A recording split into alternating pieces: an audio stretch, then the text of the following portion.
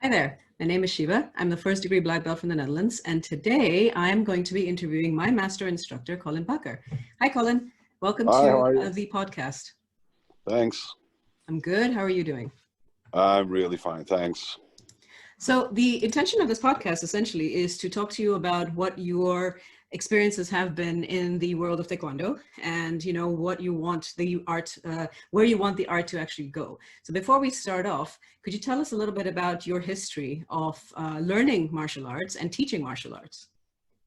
Wow. Well, I think most of us didn't start with Taekwondo because in the early ages there was only like judo and karate, and usually all the small kids were first put on to judo because that was kind of friendly and wasn't too aggressive, and they will teach you valuable skills like working together and learning how to break fall, that kind of stuff.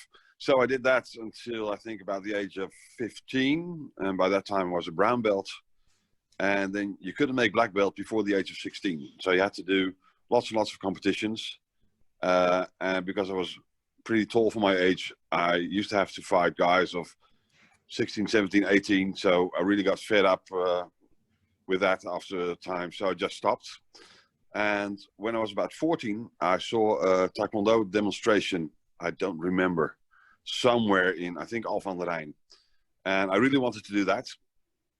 And then my father told me I couldn't because I just had braces. And he said, if somebody kicks you in the face, that will be all the money thrown away. And so I didn't start until I was 18, which is quite late. And because I got into some trouble in a discotheque and I got beat up by 11 guys, a couple of broken ribs, had to crawl home. And then I thought, okay, I had it with this. I never want to experience this again. I never want to be that scared again. I don't want anyone who's with me to be scared again. So I started training really hard. I went to Alphen aan de Rijn. I started to train with the now current master, Steve Zondag, who's an 8th degree, and with his former teacher, Jim Amon, guy who now resides in Brabant, but used to have a school in Alphen aan de Rijn as well. I was with him until I think I was green or blue belt. Then I had to go into military service, and in military service there weren't that many guys who did Taekwondo, so we just used to cross train. We do kickboxing, we do silat, we do karate, whatever, lots of sparring. Then when I came out of the military service, I moved to Amsterdam. Couldn't find a Taekwondo dojang straight away, so I did some kickboxing, did some Thai boxing, some Kyokushin karate. And then by chance, I saw an old magazine stating the name Chungmu, Amsterdam in it. I went there in, I think, February 84, and basically never left until about 3 years ago when I started my own dojang in Haarlem. So that's my brief history. As far as Taekwondo goes, I've also have a little experience in Aikido, which I did for about 9 years when I had my own dojang. We were in an Aikido dojang, so we could do Aikido for free, and then the Aikido teachers could train Taekwondo with us if they wanted to, without paying. So it was kind of exchange of skills. Then I went back to Chungmu in Amsterdam, and I kept teaching there until, well, what I said, about 3 years ago, when I started, left Chungmu, left the whole atmosphere there, and started all over in Haarlem with my current group now. Including me, so that's including you, yep. So out of all the arts that you have done, so you've obviously done a lot of martial arts before, what is it about Taekwondo that keeps bringing you back? I think part of it is that I've been involved in Taekwondo for the longest time, so that means the more profound knowledge for me is basically in Taekwondo. I try to incorporate other martial arts because my philosophy is if it works, it works. But I like the atmosphere in Taekwondo. I like the techniques. I think that most martial arts should be suited to how you're built anyway. So if you're small, close to the ground, or very slim, you probably stick to like Indonesian silat or arts that move slower, have lower stances. Because I'm quite a large guy and long legs, I feel more comfortable in a kicking art and being straight up as opposed to being on the ground all the time and grappling or whatever. So what is the one difference between Taekwondo, being the bigger guy and, you know, basically further from the ground than for the other martial arts? What's the biggest difference you find between Taekwondo and the other martial arts that you've done? The thing is, the most experience you get is during when we did all-style competition, because we used to fight all kinds of guys. We used to fight guys who did kung fu, who did silat, who did kickboxing, karate, everything. And we found out that, but it could have been also because of the rules, that the guys who were really low to the ground set themselves up for perfect side kicks, and that would finish the competition within a minute, which was really good for us, because we then had a system, 4 points win. So 2 kicks to the head, and you know, as in Taekwondo, we do double kicks. Yeah. So it could be finished in like 15 seconds if you were lucky. Okay. And then the low stances, of course, made it very easy for us to kick guys. So for us, that was a big difference. And what we used to do is, and not many people knew how to do that in the 80s, is do double kicks. Okay. They used to be really good at doing single kicks and kicking with the back leg. And of course, we would kick with the front leg, do multiple kicks. And well, we had a lot of advantage from that. I see. Okay, that's interesting. So in all the years that you've been practicing Taekwondo, what are the biggest changes that you've seen in the past, let's say 20 years? Well, the biggest changes have obviously been that the big breakup of one ITF. There used to be one organization, and it's fragmented into, I think, at least 16 or 18 organizations, all calling themselves legitimate ITF organizations, which I think is kind of bullshit, because I think ITF is more related to the style as opposed to the World Taekwondo, and the whole breakup is not about differences in style or differences in opinions or differences in views or in techniques. It's more about everybody trying to make their own tribe, their own pyramid, either making money out of it or influencing other people to come to that particular organization and have that organization grow, which I don't think benefits Taekwondo at all. It might benefit that particular organization, but it doesn't benefit the art, because the more fragmented we are, the less we are united. And that's a real shame, because we all come from the same roots, the same tree, the same teachers, the same instructors, the same masters. And now a lot of people are just at each other's throats because of politics, power ploys, financial gain. Then again, I also realized that we're very fortunate in the Netherlands not to be dependent on full-time teaching Taekwondo, because then it might have been another story. We have the luxury to say, okay, I want to associate with this person or this master or this grandmaster because he or she inspires me. I like to train. I like the atmosphere. And we don't have any financial problems, because most of us can't live off Taekwondo anyway.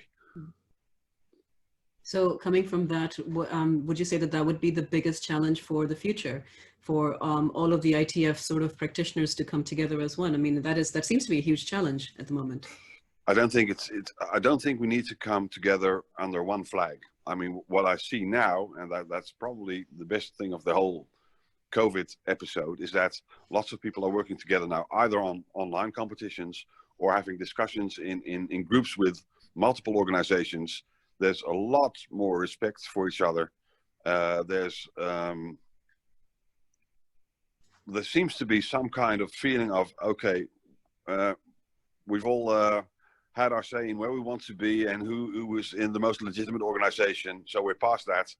We now just want to spread the art and just enjoy each other's skills and each other's knowledge and experiences. And that, in my opinion, is a good thing, because that negates all the other politics and all the other things that make the tenets and the arts difficult to follow. Fair enough. So there's a feeling of we're all in this together, almost. Exactly, and without being afraid of being reprimanded by organizations, individual masters or grandmasters or whatever. I mean, you can make your own choice now. It's a free world, and so we tend to associate with all the people who are like-minded or kindred spirits, and that helps a lot. and we're going in the right direction then, I think, Absolutely, in that way. absolutely. Okay, so let's talk a little bit about you. You know, we talked a lot, of course, at length, also with GM Peter Saunders about dough. What is your idea of dough? So how would you define dough for yourself? Because I know that dough obviously means different things to different people. What is your idea of it? For me, it's very simple. Dough is just the way of how you behave towards other people. You have to look at yourself in the mirror every day and think, did I make the right choices? Did I do good things? Did I make other people happy? Did I benefit to the lives of other people? Did I give them knowledge? Did I do my utmost to be the best instructor I can be? Did I really try to produce excellence in my students? And you have to do that with respect, with honor, and without putting yourself on a pedestal because you're the instructor, whatever. I mean, we all train together and you're an instructor by the grace of your students. So I'm not necessarily saying that respect should be imposed by rules, by tenets, whatever. I mean, it should come naturally because people enjoy being in each other's company and that they recognize each other's expertise. So it's really logical for somebody who has the most knowledge or has been doing it for the longest time to be at the head of a dojang or an organization, which doesn't mean that you won't consult or train with people who are in the arts for a shorter time, or because it's all about exchanging skills, exchanging knowledge, and just see where it takes us. Well, so that's a really interesting question, right? I mean, your idea of dough is what you just said. Somebody else's idea of dough could be something completely different, which goes against what you feel and what you think that, you know, our, you know, attitude in the doyang should look like. So when you're confronted with that, somebody who is following his own path, which could be destructive to not only the person itself, but also to their students, what would you recommend? Like, what would you do in that situation? I mean, especially considering the fact that everybody has their own sort of life goals and everybody has their own idea of what dough should look like. Well, you know, it's the same like being in traffic. I mean, red light means stop, green light means go. If there are people who think, okay, well, it's nice that there's a red light, but I'll still go. Or people who think, well, it's a green light, but I prefer to stop. They will disrupt the whole ritual, the whole tradition of how people come together and work together. And the same applies to dojang. You need a certain atmosphere. There needs to be a certain atmosphere of safety, of people feeling at home, for people to get the opportunity to be confident, to find their potential, to find their talents. And if somebody disrupts that, it's really, really very simple. It's my way or the highway. I can just kick them out. So you have to have an attitude to want to belong to a certain group and to also to commit to that group, and everybody has its part in that group. And as soon as that is okay, and the whole atmosphere is safe and friendly, you get a good dojang. And somebody who wants to disrupt that or wants to terrorize people in the dojang, those kind of people have no place among my students, Well, and among my friends for that matter. Fair enough. Fair enough. But, you know, let me bring up a sort of a very old and tired cliche. So we talk about Karate Kid, right? That fantastic movie from the 80s. And you have two doyangs there, or two dojos, I guess, where one is exactly what you describe it, where you have respect and honesty and training and all of this. And the other dojo, they're all about winning at any cost. And so if that is their dough, and obviously, you know, in the grand scheme of things, the way, if you look at humanity and the way that people live, that is a very destructive way of living, which has, you know, destructive consequences, not only for the teacher, but also for the students, mostly for the students, really. How would you reconcile that? Because, you know, we see that also happening in real life. Well, I'm not sure if you have to reconcile that. I mean, living a certain philosophy is a matter of choice. So you either choose to associate with people who are positive, and that means distancing yourself from people who have negative influences in all ways of life, in all paths of life. So if I can't get along with fellow instructors because they have other ideas, or because I think they're not taking the responsibility with their students, I just disassociate myself from them. I don't care. And I know I'm in the luxury position, not being dependent on the money. So, and not being dependent on anyone either, liking me or recognizing me as a master or whatever. It's about working together with people that I like and people who like me. It's as simple as that. And that's the best part of being in this dojang and this organization. I am free to do whatever I like, as long as I stick to the rules of our organization as well. So we have to take care of our students. We have to be an inspiration to them. We have to lead the way, and we have to lead the way by example. And those, to me, are all good values. And if those values aren't present, I'm out. Yeah, fair enough. Okay, so last question. What do you see the future looking like under, for example, ITF HQNL with you at Master Art Dekker as well as GM Peter Sanders? What do you see the future of Taekwondo in ITF, in this country and the rest of the world? What does it look like to you? What I'm seeing now is much more appreciation of all practitioners all over the world. Doesn't matter whether you are in South America or in Asia or in the United States or in the UK, it doesn't really matter. And it used to be about following certain grandmasters, certain masters, certain organizations. And now I think the appreciation goes much further than people are looking to good examples, and they are looking at people who inspire them, and they are looking at people who have a kind of aura of being available, of wanting to help other people, the aura of respect, the aura of recognizing that we need each other to get on in life and get on in ITF Taekwondo. So I think we're on the way of a more open atmosphere where people aren't excluded anymore and they can join in. And of course you have to follow rules. I mean, the rules of respect, the rules of engagement with each other on a social level, they will always remain the same. But it's not about, oh, you're following that grandmaster, oh, you're following that organization, oh, but they started before you did, and they are older, and they're the experts, or that they are the really traditional, the really only authentic organization. It's not about that. It's about people coming together, enjoying their art, and being able to recognize each other as fellow practitioners, and just making the best out of any kind of aspect of the whole Taekwondo circle. That's a really nice vision, and I think we're already, almost partly there actually, with the way that we are organizing events and things like this within ITF HQ. Would you agree? And you know what? We're getting there, and we're doing it the right way. We're not doing it by forcing people or trying to get people to follow us. It's by their own free choice.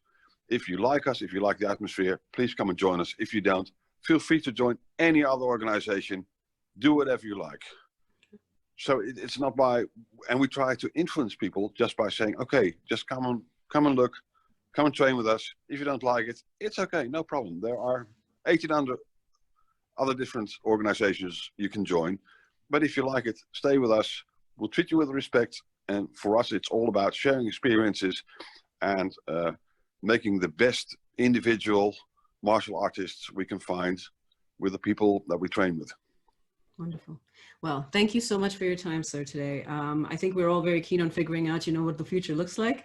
And, we'll see each other in Doyang at some point when this Corona stuff is over. Exactly. And thank you also for your attention. And for more information on ITF HQ, you can find us on Facebook. Thanks. Thank you very much. Bye-bye. Bye-bye.